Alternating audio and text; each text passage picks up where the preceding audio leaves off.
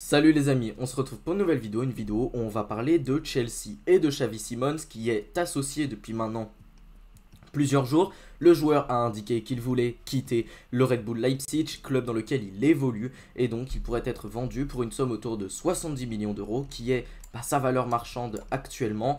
Donc voilà, je rappelle que voilà, ça pourrait être un énième élément offensif qui arriverait du côté de Chelsea cet été. Vous savez que j'ai eu du mal avec ce projet, je trouvais que ça achetait trop de joueurs, que ça partait un petit peu dans tous les sens. Mais là, je vous avoue que sur ce mercato et sur les idées de jeu qui sont en train d'être mises en place par Enzo Maresca, il y a une évolution, il y a des choses très intéressantes et j'ai envie d'être dans le train. Alors, je vous avoue personnellement que pour vous donner mon avis rapide sur le mercato de Chelsea et la suite, moi je trouve que offensivement tu es déjà plutôt bien. Et je pense que si tu dois renforcer un secteur, c'est avant tout la défense où pour moi tu es réellement très faible. Maintenant sur ton secteur offensif tu as des joueurs de qualité, si tu veux en ajouter un dernier c'est très bien, mais pour moi il faut surtout améliorer ta charnière centrale parce que oui quand Fofana est là c'est très bien, sauf que Fofana il est constamment blessé. Et donc il va falloir trouver des alternatives à mon goût, mais on y reviendra.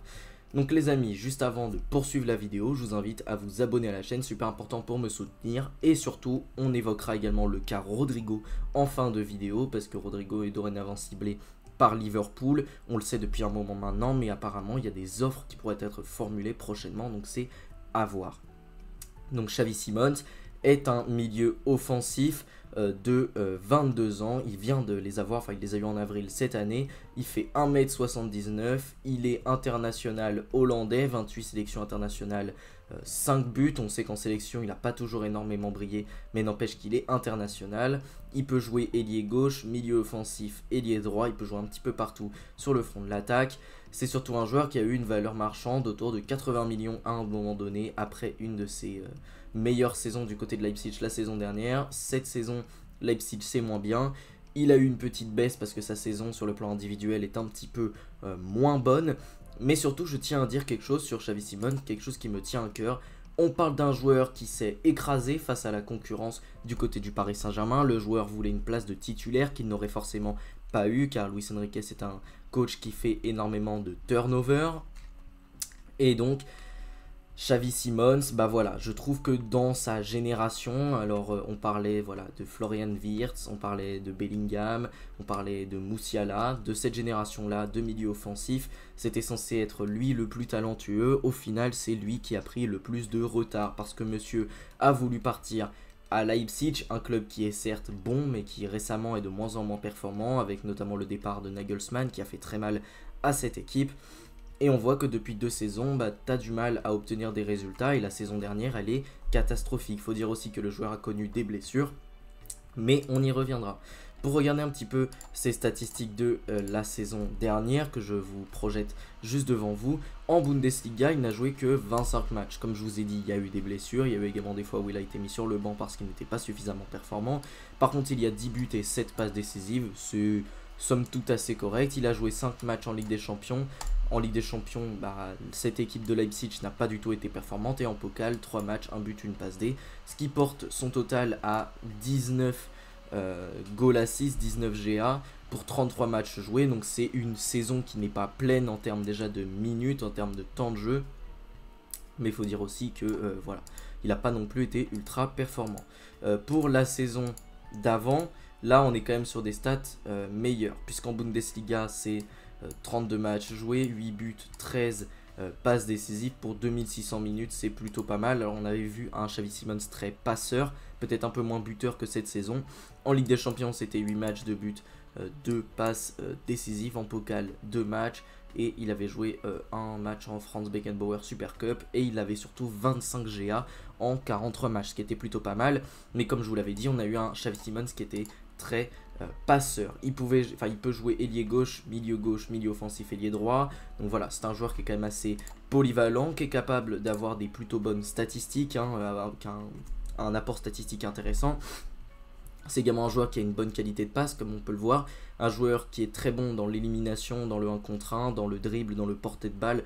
Mais on y reviendra, c'est quand même un joueur que je trouve très intéressant en termes de qualité technique. Je trouve qu'il a une qualité technique assez hors du commun. Il est également capable de faire des efforts défensifs, même si c'est pas son point fort.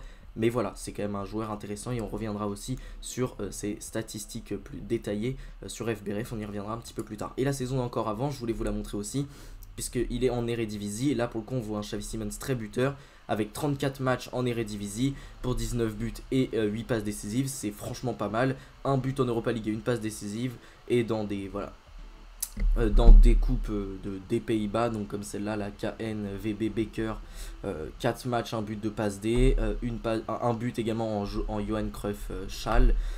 Donc on est sur 48 matchs, 22 buts, 11 passes décisives, 33 GA, c'est quand même vraiment pas mal. Alors vous allez me dire c'est un championnat d'un niveau inférieur, certes, mais j'ai l'impression que c'est peut-être sa meilleure saison en carrière et c'est un petit peu dommage quand on connaît le potentiel du joueur. Encore une fois, on avait vu notamment qu'il pouvait jouer avant-centre, donc ça montre vraiment sa polyvalence sur le front de l'attaque. Pour vous montrer un petit peu ses statistiques détaillées, je vous mets bien le truc. On voit que par exemple face à des ailiers, il n'est pas excellent dans la finition si on le compare, même s'il est quand même à 0,36 buts par match.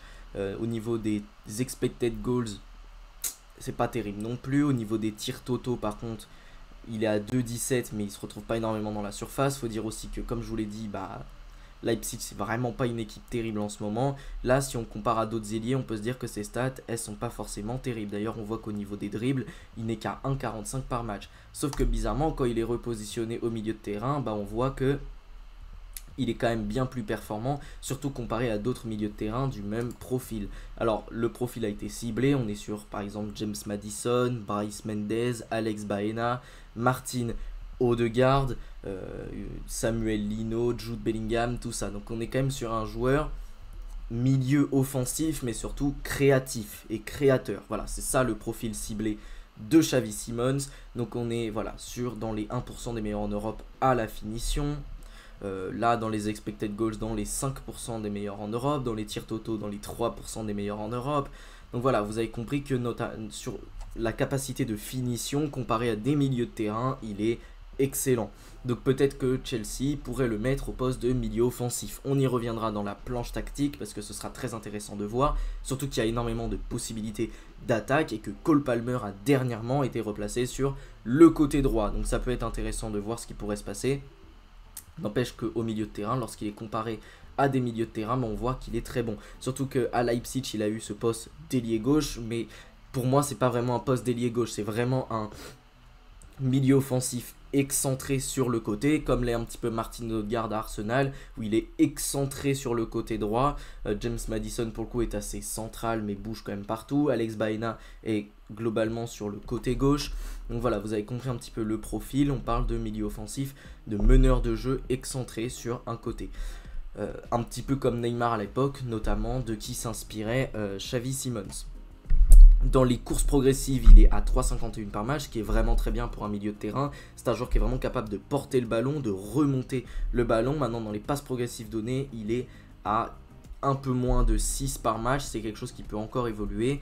Mais par contre, c'est un très bon dribbleur, comme je vous l'ai dit. Dans la surface de réparation, il touche pas mal de ballons. Et dans les passes progressives reçues, il est également très bon. Il est à 7,61. Donc c'est un joueur qui se projette énormément, qui crée surtout par le dribble plus que par la passe, même s'il est très bon dans ce registre de jeu, il est capable de mettre ses coéquipiers dans de très bonnes situations.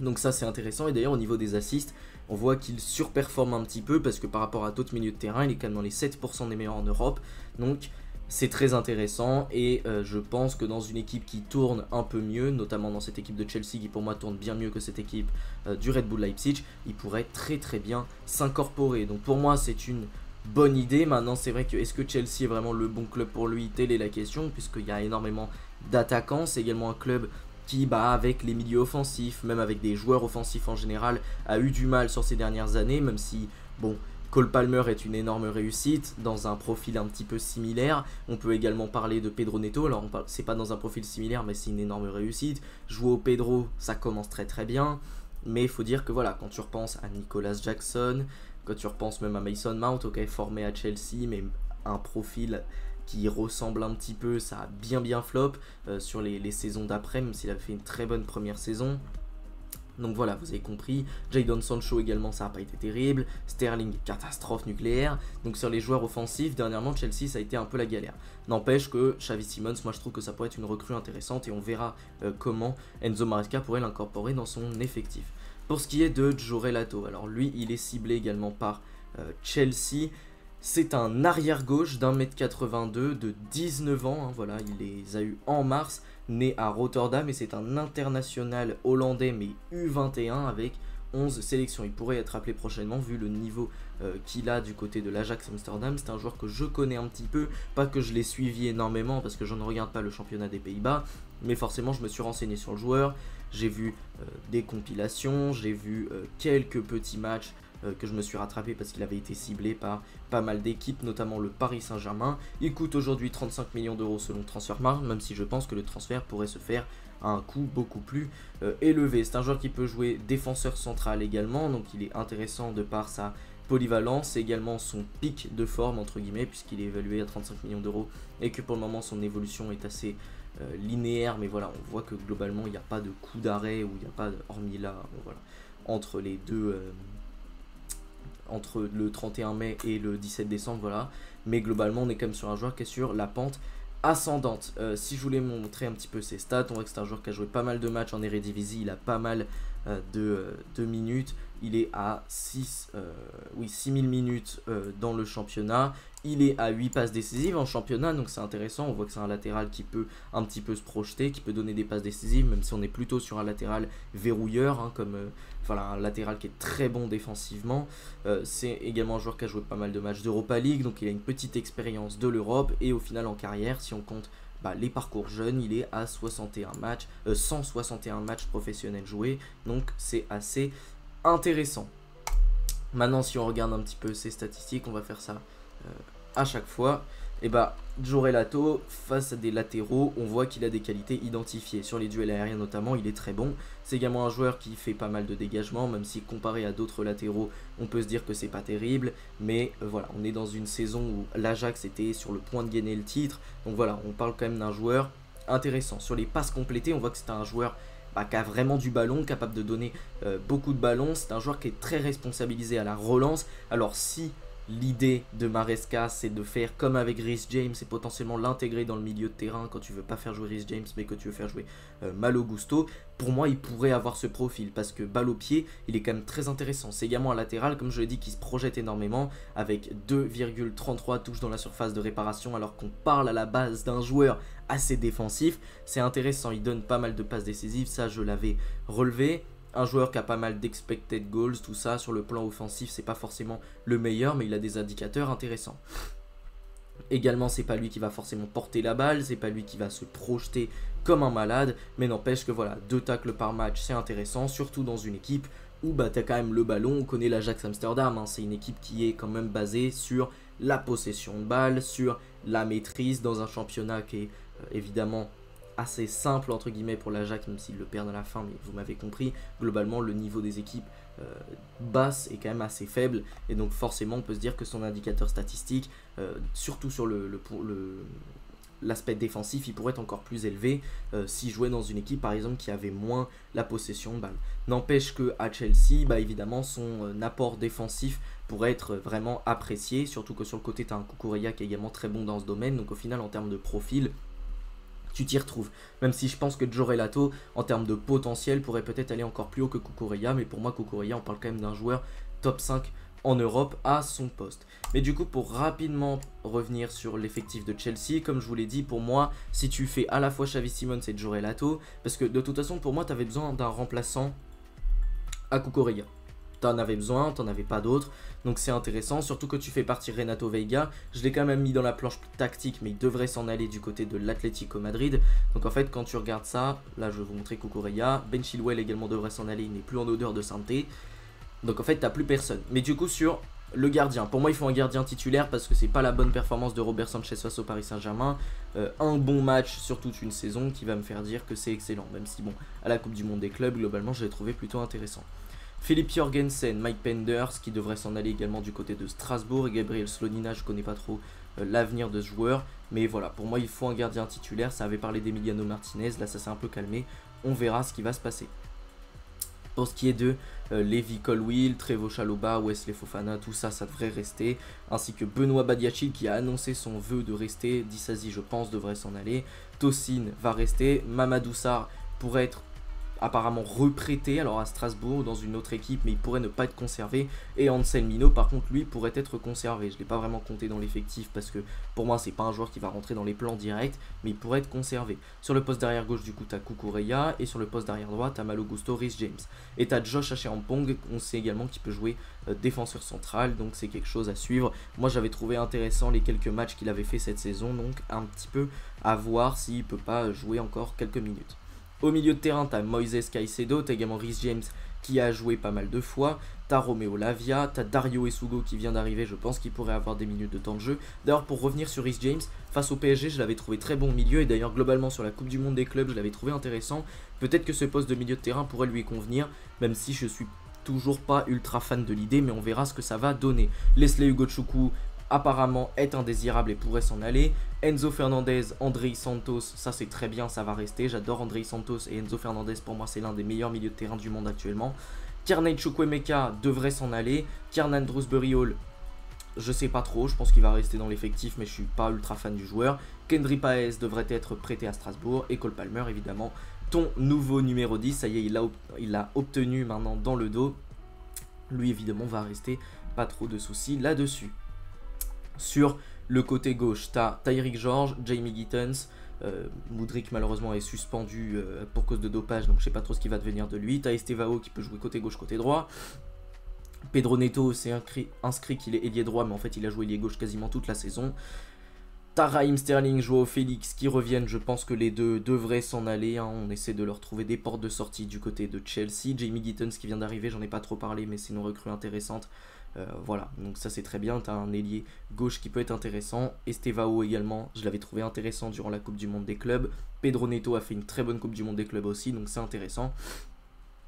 Nicolas Jackson devrait s'en aller aussi. Tu as Joao Pedro qui vient d'arriver, qui a fait des très beaux débuts, c'est un joueur que j'aime beaucoup, je pense qu'il pourrait s'imposer. Liam Delap, que j'aime beaucoup, mais malheureusement ses débuts n'ont pas forcément été sensationnels, même si son premier match était intéressant. À voir ce qui va se passer par la suite, j'ai envie d'y croire, mais bon, un vrai neuf comme ça dans ce monde actuel, dans ce football-là, dans Chelsea, j'ai quand même des gros doutes sur le fait que ça fonctionne, même si je lui souhaite. Nkunku, ça devrait s'en aller, Broja aussi, Gouillou, je pense également, et David Datro Fofana aussi. Donc voilà un petit peu pour cette rapide revue d'effectifs. Je précise pour moi qu'il faut toujours un défenseur central et un gardien, parce que voilà, pour moi c'est ce qui manque dans cet effectif de Chelsea si tu veux vraiment être compétitif, avoir un effectif plein pour la saison prochaine. Mais du coup, pour la petite planche tactique, c'est ça que je vous ai indiqué. Alors là je vous ai mis un peu tout le monde, même si comme je vous l'ai dit il y a des joueurs qui devraient s'en aller, comme Renato Veiga, comme Penders qui devrait être prêté. Maintenant au milieu de terrain ça devrait pas trop bouger, on devrait avoir ça. Sur le poste offensif on a Estevao, Gittens, tout ça qui sont là. Tyrick George, il peut jouer également côté droit, il l'a fait pas mal de fois cette saison. Je sais pas s'il va être conservé, il pourrait être prêté, mais pour le moment comptons-le là. Et Jackson devrait être revendu. Donc voilà, on y voit un peu plus clair maintenant. Sur le poste de défenseur central, comme je vous ai dit, il manque un mec, je sais pas qui encore, mais par exemple sur le poste de gardien, on sait que ce sera Sanchez le titulaire s'il n'y a pas de recrue. Sur le poste de latéral gauche, j'ai indiqué Jorel Ato, que je trouve intéressant, je vous l'ai déjà dit. Pour moi, c'est un peu le même profil que Kukureya, c'est également un joueur qui peut dépanner défenseur central. Pour moi, si tu prends Jorel Ato, ça peut annoncer le départ de Badiachil, j'aimerais bien qu'il parte. Badiachil, je le trouve vraiment pas performant, et pour moi, Ato sera un latéral gauche remplaçant, mais il peut également jouer défenseur central, il a été bon au poste. Donc tu peux le conserver peut-être s'il y a une blessure de Colwill. Chalobah et Adar Abioyo, je les compte sur le banc. Les deux joueurs t'apportent des solutions très intéressantes. Donc rien à dire là-dessus. Excusez-moi, je vais juste récupérer ça. Les deux joueurs t'apportent des solutions très intéressantes. Ce sont des joueurs qui, voilà, sur le banc font pas de mal, t'apportent de la profondeur d'effectif, donc tu peux les conserver. Et Wesley Fofana, pour moi ça peut être un peu l'alpha et l'oméga, parce que on sait qu'il est très souvent blessé, et forcément si tu peux pas compter sur lui, ça peut être un petit peu compliqué. Pour ce qui est de Gusto James, bon, on a vu récemment que Gusto avait obtenu beaucoup de temps de jeu, et Reece James a beaucoup joué au milieu de terrain. Il a notamment profité de la blessure de Romeo Lavia, qui est souvent blessé. Pour moi, Romeo Lavia, Santos, tout ça c'est sur le banc, même si Romeo Lavia quand il est titulaire c'est assez énorme. Mais sur la Coupe du Monde des clubs, en tout cas, le milieu de terrain titulaire qu'on a vu, c'est Rhys James, Caicedo. Drewsbury Hall également devrait retrouver le banc. Et on pourrait peut-être voir un Lavia, un James retrouver ce poste d'arrière droit quand Gusto est blessé ou quand il y a une sous-performance. Ça pourrait être un truc comme ça. Il pourrait également y avoir Santos, qui est un joueur très performant, qui a fait des débuts intéressants du côté de Chelsea pendant la Coupe du Monde des clubs et qui avait fait des très bons matchs avec Reims, enfin avec Strasbourg je veux dire, où il avait fait 2 très bonnes saisons. Et Sugo également, alors lui on l'a pas du tout vu encore, mais il pourrait rentrer dans ce milieu de terrain, apporter un petit peu et voir un petit peu ce qu'il pourrait donner, ce serait intéressant. Et sur les postes offensifs, c'est là que je me pose des questions, parce que pour moi Palmer pourrait être l'ailier droit titulaire, plutôt une espèce de meneur de jeu excentré comme je l'expliquais, et du coup on pourrait avoir Simons qui retrouverait enfin un poste d'axe. Si on a Simons qui prend un poste d'axe, est-ce que Enzo Fernandez ne pourrait pas redescendre d'un cran, réintégrer ce double pivot avec Caicedo, avec une compo qui serait du coup extrêmement offensive avec Simons devant? C'est pas impossible, pour moi ça pourrait même être une option assez intéressante, une option à explorer. Gittens peut jouer à droite, à gauche, Pedro Neto également, je sais pas encore lequel partira titulaire. Pour moi c'est Neto qui part titulaire vu la saison qu'il nous a fait. Et sur le poste offensif, pour moi, enfin sur le poste d'avancante, pour moi ce sera Joao Pedro le titulaire. Donc voilà un petit peu mon avis sur cette équipe de Chelsea, mais de toute façon vous avez vu, il y a énormément de joueurs de très haut niveau dans cette équipe. Si tu rajoutes quelques joueurs intéressants durant le mercato, bah, ça peut être très intéressant. Donc je vais replacer un petit peu. Pour moi Xavi Simons c'est une idée intéressante, même si je suis pas forcément convaincu du fait que tu en aies besoin à l'instant T. Tu as également fait beaucoup de recrues offensives qui vont arriver cet été. Je pense à Estevao notamment qui va officiellement intégrer l'effectif. À voir ce que ça va donner. Tu avais également beaucoup de possibilités tactiques avec un Enzo Fernandez qui était plus haut, qui t'apportait un apport défensif très particulier, très intéressant. Il t'apportait une espèce de stabilité en plus, donc à voir un petit peu ce qui va se passer. Mais moi, ça me semble plutôt intéressant ce qui se passe du côté de Chelsea. Je trouve que ça va plutôt dans le bon sens. Maintenant, encore une fois, il va falloir dégraisser, il va falloir vendre beaucoup. Parce que là, pour le moment, bah, tu continues de recruter énormément, de prendre des amendes, des petites amendes, de les payer et de continuer tes bêtises. Maintenant, moi, j'aimerais bien que Chelsea se stabilise un peu, prenne des joueurs là où il y en a vraiment besoin, parce que Xavi Simons pour moi c'est un ajout dont tu n'as pas réellement besoin, même si pour le coup si tu le prends tu ajoutes quand même un joueur de grande qualité, même si j'ai encore des doutes sur le fait qu'il puisse vraiment exploser au plus haut niveau. Maintenant c'est vrai qu'il a pris un petit peu de retard par rapport aux autres joueurs de sa génération, mais n'empêche que pour moi à Chelsea ça pourrait être un fit intéressant, surtout avec Enzo Maresca, c'est un coach de possession. Xavi Simons également été intéressé par un retour au Barça. Xavi Simons a été formé au FC Barcelone. Quand on parle de coach de possession de Barcelone, forcément ça peut parler, et Xavi Simons a connu ce type entre guillemets de formation. Donc pour moi on pourrait avoir un fit intéressant entre le joueur et le coach. Et Jorelato, comme je vous l'ai dit, c'est un joueur qui me semble assez intéressant, qui est une doublure à Cucurella, t'en avais besoin. Après, est-ce que tu avais besoin d'une doublure d'un si haut niveau? Je ne sais pas, surtout que c'est un joueur qui va vouloir jouer souvent puisqu'il a un gros potentiel. À voir si tu lui fais pas également de la place au poste de Colwill. À voir, mais pour moi, ce recrutement de Jorelato, en tout cas, il me semble assez intéressant, très intelligent, parce que t'en avais besoin d'un latéral gauche remplaçant, donc ça me semble plutôt bien joué. Et pour moi il me faut évidemment un défenseur central et un gardien, et on verra ce que Chelsea fait sur la suite du mercato. C'est loin d'être terminé, il reste encore un peu plus d'un mois, donc c'est intéressant. Et sinon on va passer à la deuxième partie de la vidéo où on parle rapidement de Liverpool. Nous voilà, nous allons parler maintenant de Liverpool. Là vous avez vu que j'ai parlé que du secteur offensif parce que c'est les dernières infos. Mais surtout ce que je voulais vous montrer, c'est un petit peu la flexibilité qu'on pourrait avoir. Alors pourquoi je mets Jones et Szoboszlai à côté de Wirtz? Parce que Szoboszlai on sait que c'est son poste, il a joué numéro 10 toute la saison. Et Jones l'a fait lorsqu'il y avait des petits pépins avec Szoboszlai ou alors lorsqu'il fallait tourner. Donc je le mets là, même si globalement c'est quand même un joueur qui évolue normalement un cran plus bas. Mais je le mettais quand même dans ma sélection parce que c'était important quand même de vous le montrer. Donc sur le poste de milieu offensif, tu as déjà Wirtz et Szoboszlai comme option. Sur le poste d'ailier droit, évidemment Mohamed Salah est titulaire, mais on sait qu'Harvey Elliott peut jouer milieu offensif. Ailier droit, donc tu as toujours une doublure intéressante d'un niveau plutôt correct. Sur le poste d'avant-centre, Hugo Ekitike vient d'arriver pour la somme de 95 millions d'euros. Moi je vous ai expliqué que c'était un joueur dans lequel je croyais, même si il y a quand même beaucoup de réserves. On sait que c'est un joueur qui devant le but a encore un peu de mal, on sait que c'est un joueur qui Par contre, pour se connecter à ses partenaires, n'a pas de difficulté. On sait que c'est un joueur qui a un bon dribbleur, qui a un bon porté de balle, qui est très bon dans les transitions. Donc ça peut être intéressant du côté de Liverpool. Mais on a également un Darwin Nunez qui est toujours là. On ne sait pas s'il va être vendu ou pas parce que il y avait des rumeurs de départ, mais il y a également sa pré-saison qui est excellente pour ceux qui n'ont pas trop suivi, mais durant sa pré-saison il a mis un triplé notamment dans le dernier match qu'il a joué avec Liverpool, donc il est vraiment intéressant. Depuis qu'il s'est coupé les cheveux, il est très bon, donc à voir si Liverpool ne veut pas lui donner une dernière chance. Et sur le poste d'ailier gauche, alors Luis Diaz je le mets quand même, mais pour moi il va s'en aller. On sait que le Bayern Munich notamment est très proche en ce moment, prend beaucoup de mesures, mais surtout le joueur dont je voulais vous parler, c'est Rodrigo qui est ciblé par Liverpool. Je vous mets la petite rumeur devant. Il est ciblé par Liverpool. Liverpool qui définitivement dépense le PIB du Yémen pour un petit peu pour se renforcer. On sait que la saison dernière ils ont très mal digéré l'élimination en 8e de finale face au Paris Saint-Germain, quand même le vainqueur de la Ligue des Champions, donc ce n'est pas rien.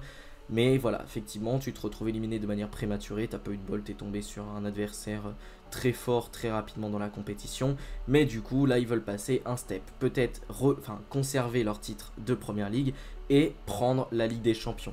Et avec Rodrigo, pour moi, tu peux potentiellement avoir une excellente recrue. Moi, j'aurais bien aimé le voir du côté d'Arsenal, vous le savez, parce que j'ai une petite affection pour Arsenal. J'aime également beaucoup Rodrigo, je trouve que c'est un joueur intéressant. Il pourrait avoir son côté gauche et il y aura toujours Cody Gakpo de toute façon pour dépanner en pointe ou sur le côté gauche quand il y a des moments de moins bien. On sait également que Wirtz peut jouer à gauche et peut-être mettre Szoboszlai. Du coup, je ne sais pas encore si Rodrigo va arriver, mais on sait que Liverpool est dessus. Je voulais quand même vous en parler parce que je trouve que la rumeur elle est intéressante et je trouve surtout que Liverpool là fait quand même un mercato absolument dingue. Et je pense que il y en a qui se rendent pas encore compte d'à quel point c'est absolument monstrueux la quantité d'argent qu'a Liverpool et également la quantité d'énormes cracks mondiaux qui arrivent dans ce club. Et Ekitike, Wirtz et peut-être Rodrigo, alors que tu as déjà pris Kerkez, Frimpong, ce qui est absolument énorme. Et franchement, même si j'aurais préféré voir Rodrigo du côté d'Arsenal, là pour le moment rien n'est fait les gars, rien n'est fait. Là c'est des rumeurs, Liverpool se renseigne, contacte l'agent et l'entourage du joueur, mais n'empêche que je trouve ça super intéressant et ça me hype énormément. Et j'espère pour Liverpool qu'ils arriveront à faire une bonne saison la saison prochaine, même si bon, j'aimerais bien que le PSG fasse le back-to-back. On reparlera également du mercato du PSG, c'est pas trop le sujet de la vidéo, mais vous voyez qu'on a quand même un secteur offensif du côté de Liverpool qui est quand même très intéressant, qui est très fourni, et à voir ce qui va se passer. Mais pour moi, là maintenant, va peut-être falloir renforcer également la défense, parce que comme j'ai dit du côté de Chelsea, c'est bien que tu te renforces offensivement, mais défensivement, moi j'ai peur qu'il y ait un déséquilibre. Alors là où Chelsea, le secteur défensif est défaillant, du côté de Liverpool, il ne l'a pas réellement été la saison dernière. Mais si tu rajoutes Rodrigo, tu as rajouté Wirtz déjà alors que tu avais un Szoboszlai qui, pour moi en termes d'effort défensif, est peut-être meilleur que Wirtz. Je pense même que c'est plutôt un tapin de dire ça. Forcément tu perds peut-être en intensité dans le pressing. Surtout que Mohamed Salah, on le sait très bien, il ne presse pas énormément, il fait le minimum syndical. Et voilà, tu peux avoir un joueur comme ça par équipe, et en l'occurrence c'est Mohamed Salah du côté de Liverpool. Donc pour moi il faut renforcer ton secteur défensif, même si bon, tu as quand même McAllister, Gravenberch qui assure derrière au milieu de terrain au niveau de la récupération. Surtout Gravenberch, on sait qu'il est très bon dans ce domaine. Mais voilà, quand je pense à Kerkez et Frimpong qui sont des latéraux extrêmement offensifs, forcément ça fait un petit peu peur. Mais voilà, grosso modo, je trouve que ce secteur offensif de Liverpool me semble intéressant. Je sais pas trop ce qui va se passer pour Rodrigo, mais de toute façon, vous connaissez ses qualités. Joueur très performant avec le Real Madrid, capable de prendre la profondeur, mais également de partir de plus bas, faire des différences par le dribble, par la course, par le porté de balle. Également un joueur qui est très bon à la finition, joueur qui est un bon passeur, qui a une bonne intelligence de jeu, capable de repiquer dans l'axe, mais également prendre vraiment le côté et coller la ligne. Des énormes qualités, et on parle d'un joueur qui, quand il est à son top, est de qualité élite, et je pense qu'il devrait partir pour aller entre 90 et 110 millions d'euros s'il part du côté de Liverpool.